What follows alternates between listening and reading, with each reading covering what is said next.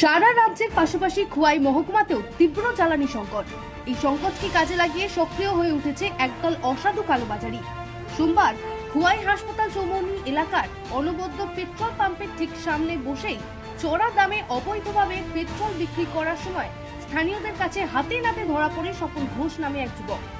এমন প্রকাশ্যে কালোবাজারির বিষয়টি স্থানীয় সচেতন নাগরিকদের নজরে আসতেই তারা খোয়াই সুভাষ পার্ক পুলিশ ফাঁড়িতে খবর দেয়।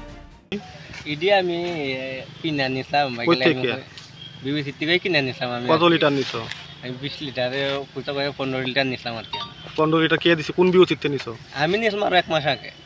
ওখানে কইছো তুমি একটু আগে এই পেট্রোল পাম্পে তুমি নিছো তে এখান থেকে না তো, আর এখান থেকে তো 1 মাস আগে নিছিলাম। 1 মাস আগে কেন লিগা নিছিলা? নিছিলাম আমি কই বাইক কই লাগলা আর দাম বেচলাম একটু বেশি মার্কেট দূরই আমি কই নিছিলাম। ঠিক আছে। খবর পেয়ে ঘটনাস্থলে পুলিশ ও খাদ্য দপ্তরের উচ্চপদস্থ আধিকারিকরা দ্রুত ঘটনাস্থলে ছুটে যান। পুলিশ অভিযুক্ত স্বপন ঘোষকে আটক করার পাশাপাশি তার কাছ থেকে 7.5 লিটার অবৈধ পেট্রোল বাজেয়াপ্ত করে। বর্তমানে ধৃত যুবকের বিরুদ্ধে নির্দিষ্ট ধারায় মামলা রুজু করা হয়েছে।